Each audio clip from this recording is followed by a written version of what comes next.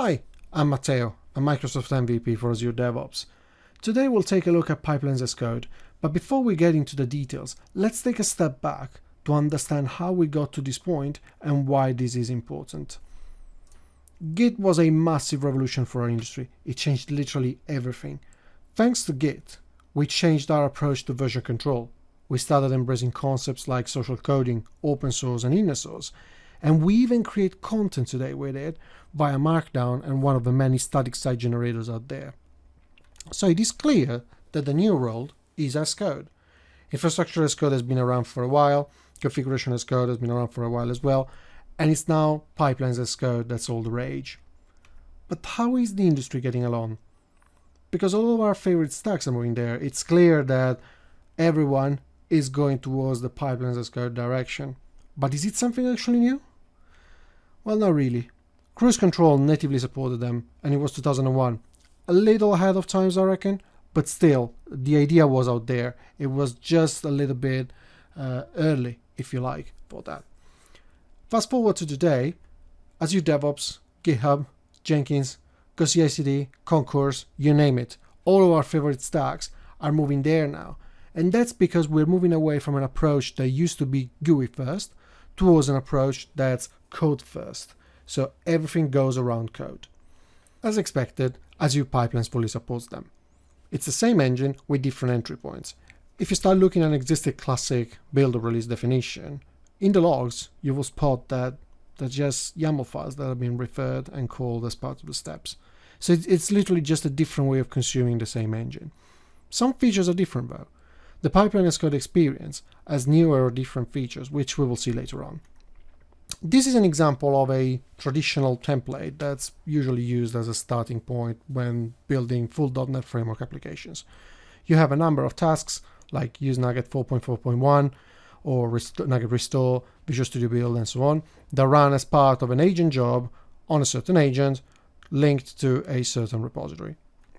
This is the equivalent in a YAML file. So you will see that you have an equivalence in the tasks, and that's fairly straightforward. And you also have the same variables and the same triggers exposed via the YAML file. The only visible difference here is that you don't have an explicit source for the repository and the branch, because the YAML file actually lives in a repository and in a branch. So you don't really need that. But at the same time, it's not that difficult and it's not that impossible to move from one to the other. But should I migrate today? No. The answer is clear now. Migration is not required. The engine is still there. All the features are still there, so there is no need of moving away from one to the other. There might be reasons why you want to move, and it might be because you want to take advantage of certain features, but at the same time, it's not something that's going to go away anytime soon. What happens to releases? That's the usual questions that I get, because especially in the documentation, you will see that it's always about build definitions. Well, releases become as code as well. So the pipelines are unified. In pipelines as code, you have the engine, the same engine, that runs either build or deployment jobs. So you just have a different keyword that you use to identify whether you're running a build or you're running a release. And support is very wide because the tools aren't changing. So all the steps, all the tasks, all the extensions installed from the marketplace, they're all still fully working and supported both in classic build and releases or the YAML files. As of today, for release in particular, VMs, platform as a service, and containers are fully supported. So you really don't have any problem in moving away from one to the other. But at the same time, you should only do so if you need it. So let's take a look at how to move from a classic set of pipelines to a full YAML CI/CD experience. So this is how your Azure Pipelines Hub looks like after enabling the multi-stage pipelines feature flag in your Azure DevOps organization. Gone is the build link, replaced by pipelines. The releases link is still there for the classic UI-based release experience, and environments will see what this is about in a few minutes. Creating a new pipeline is very straightforward. Click on the new pipeline button, tell Azure Pipelines where your code is, where's the repo, and then you will be greeted with three options. Some predefined template based on the language the system recognizes, an existing pipeline file to import if it's already out there and it's in your repository, or a startup pipeline to start from scratch. If you use that, you can see that it's just a text file. It's nothing else. But at the same time, it's not too daunting, because the moment you want to start adding more tasks, then you can use the assistant here, which is going to give you exactly the same experience as the classic UI-based pipeline designer, but directly into the YAML file. So let's say that I want to run an ARM template deployment.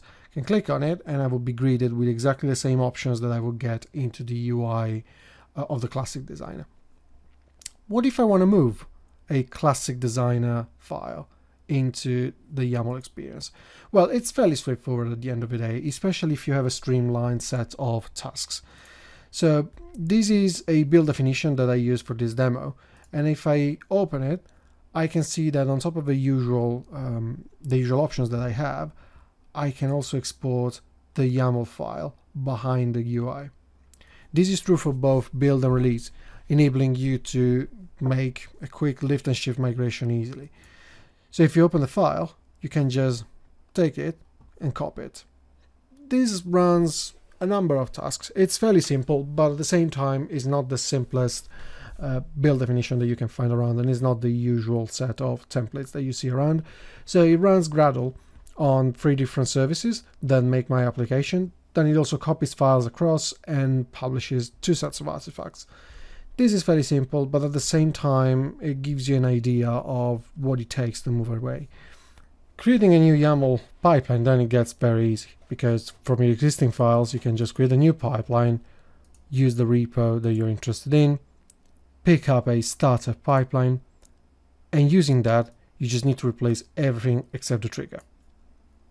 If you paste this here as it is, the only change you need to make is to replace the name of the agent pool to a different syntax. In this case, we need to change the property to VM image, and we need to change it to the name of the VM that's in use. It's just a different parameter, and it's actually exposed in the UI designer as well, but that's how the YAML pipelines work. So we replace these with BS 2017-Win 2016. This is all you need to get started. It's exactly the same pipeline. It's exactly the same set of tasks that will run, and it will be going there as it is. So let's save it and run it.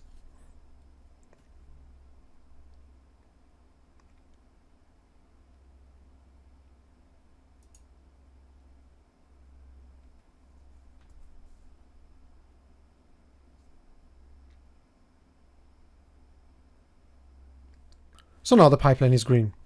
That would be perfect, but in reality, what we want is to have a real solid pipeline that we can use in production, and not just a lift and shift as it is. This specific pipeline has only got one implicit job and one implicit stage, so it's not really ready to have a release stage as well. Let's fix that. So I can open up the pipeline, and by going into the editing mode, I go straight to the file. First thing that I need to do is to actually define a number of stages. So let's start with the stages. A stage is either a build or deployment stage, effectively. So I can specify my stage that I call build. And then inside the stage, I need to add one or more jobs. In this case, I only need one for my CI. So I will do exactly that. After that, what I need to do is just perform some formatting. So I can pick up my existing steps with everything that's underneath and bring it under my jobs. Once it's in my CI job, I just need to fix this inline issue, and then I will be done. By doing that, I'm making sure that I encapsulate my CI job within a list of other jobs. I might have others like testing or doing external stuff. And then these jobs will run as part of a stage. You can have multiple stages within a pipeline, like the release stage that we'll be adding right now. So if we want to do release on this environment, first of all, let me save this. So it's going to kick in the build and it's going to run. In the meanwhile, I'll explain you about the environments. All this does is encapsulating those steps. Once you want to add the release, what you need to have is at least an environment. An environment is nothing else than a collection of resources that you can have within your release target. So in this case, out of the box, it can be a Kubernetes namespace or it can be a number of virtual machines, but you can also have a different environment that you can fill in at will and at runtime. Let's say that you want to add some virtual machines. The virtual machines will be either Windows or Linux, and let's call this environment just for the demo. It can be Windows or Linux VM. Once you decide what type of operating system you have, you just run this registration script in your server, and that would be it. It will be automatically configuring the agent, and it will be running everything within the agent. That's all it takes, and I already created an environment for my production release. Now the pipeline is green. Obviously, if we were to do this in a real world environment, we will not be having just a single implicit job and a single implicit stage. So it's time that we make this pipeline a little bit more robust and resilient so that we can use it in a real world situation. First thing that we need to do is to replace the publishing steps over here so that they use the new versions of these tasks. It's a slightly different task that plays better with the pipelines. So what I can do is just stick it at the bottom and search for it. Publish pipeline artifacts. They can be configured exactly the same way as the existing one. So no change really. This will be still drop. I'll be adding it at the bottom.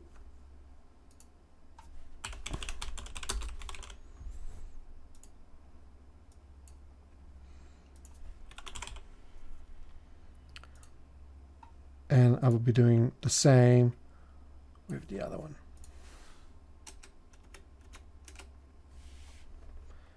Which is going to be called deployment.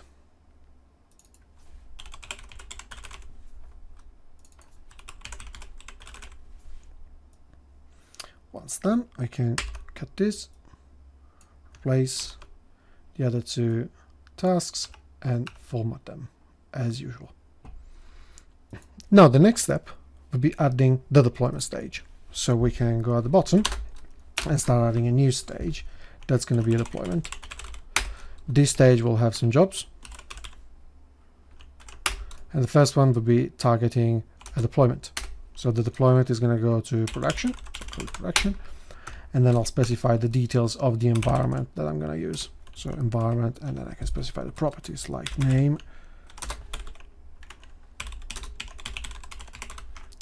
the resource type, which is going to be virtual machines, and the tags that I'm going to use. I just added a tag called MRP into my VM. After that, I need to specify the strategy. The strategy is a way that you can define jobs to run against a target. It could be run once, like in the example that I use in a moment. It can be a matrix, it can be run in parallel, it can be different strategies at all. So it's just a way that the jobs are going to be distributed. In this case, I'm going to go straight with run once.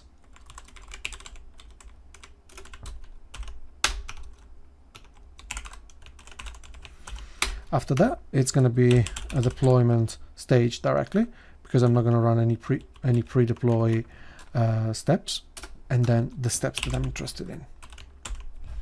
On the steps over here, what I need to add is two steps that actually download and consume the pipeline, as in the real world I might not be running this pipeline within the same file. In this case it's a bit unnecessary, but I will just do it for the demo to show how to do it in case you have separate pipelines that will run. So it's going to be download pipeline artifact twice, and it's going to be from a specific run in this case. So I'm going to specify the project that I'm interested in, which is parts unlimited MRP. The build pipeline that I'm interested in, again, it's the same one, so this is unnecessary, but it's just to show what the process would be like if you have a separate stage that runs in a different file.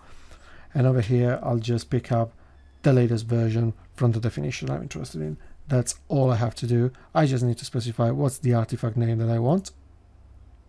And given that I never run that, I don't have it, but it's going to be drop. And I can copy this and paste it again, just to have the second one that's going to pick up the deployment artifacts. From there onwards, I just need to add an extra step.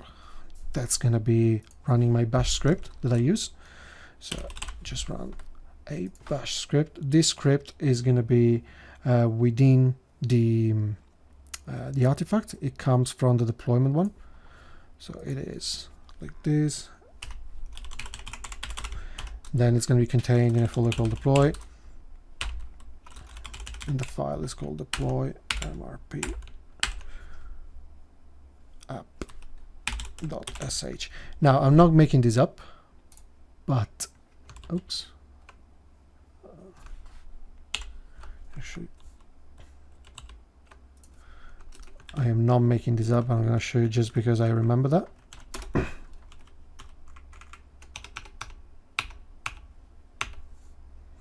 So this would be my list of steps for the deployment. And while I run it,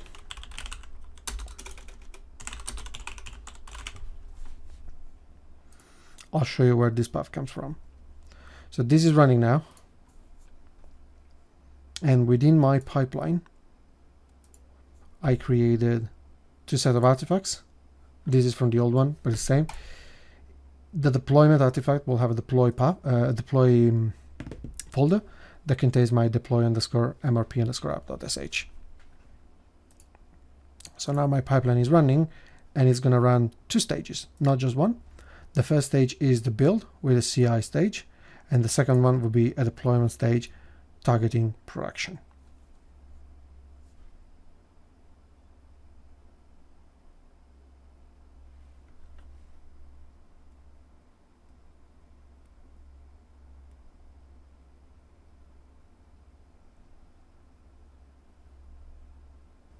Now the release is green as well. If we had a list of jobs longer than 2, then we would have had all of them listed here, but otherwise we can either go straight in the deployment job from here, and you can see that everything is green, or by environment over here. That's an interesting way of viewing the same data from different point of views. Now let's see if the application was actually deployed correctly. Should be parts unlimited mrp dot North Europe dot 0com on port 9080/mrp. And it seems to be working. So this is what it takes to move from classic pipelines to full YAML CI/CD. Obviously, the demo is fairly simple and it's not a complex application running in a real production environment, but I hope that it gives you a flavor of what's required to move from one entry point to the other. Now that you're hopefully on board the new version of the pipelines, there are a few advanced features that are worth mentioning, which are exclusive to Pipelines as Code. The first one is container jobs. A container job is a job that runs within a container that's hosted by the agent. So in this example over here, my hosted agent running Ubuntu 16.04 is going to spin up a container, again Ubuntu 16.04 for convenience, and it's going to run some steps inside the container. And this is exactly what happens. Where the container is immediately initialized, everything happens within the container, including the code checkout, and then once the job is completed, the container is stopped. Another feature that I'm really in love with is templates. We can finally define build or release templates that can be consumed and populated at runtime. This means that we have facilities where we have a number of well-known steps that we can run at the same time on different target environments, or potentially with variables populated on the fly for your templates. This goes very well with loops, because we all wanted to run a for loop in a pipeline for ages, and now we finally can. So in this example over here, I have a template over here and a pipeline that I'm going to run. The template just has an array as input parameter, and then it runs a loop for every parameter in my param array. And what it does is running an echo as a script. The actual pipeline will refer to the template, and it passes those two parameters. The result is that those two command line scripts are generated on the fly, because there is a loop in there that does it for them. So there is no hard coding of number of steps or things like that. This comes in extremely handy where you have stuff that you want to parameterize and you want to pass through in a first in, first out basis. Also, strategies. We talked about strategies. The matrix strategy is a permutation of agents and variables, and that's an extremely valuable feature to have, especially if you are in a product-based development. This is what a matrix looks like. In my case, I defined a simple matrix made of Ubuntu 16.04 and 18.04, Mac OS X, High Sierra, and Mojave, and then Windows Server 2016 and 2019. I specified the version of the image that I want to run, and for example, the version .NET Core that I'm interested in just for the demo. So what will happen is that, did it on purpose, one of the two versions of .NET Core will fail on a certain image, and this will be the result. So in my permutation, version 2.2.x of .NET Core fails for whatever reason, while version 3.1.x always works.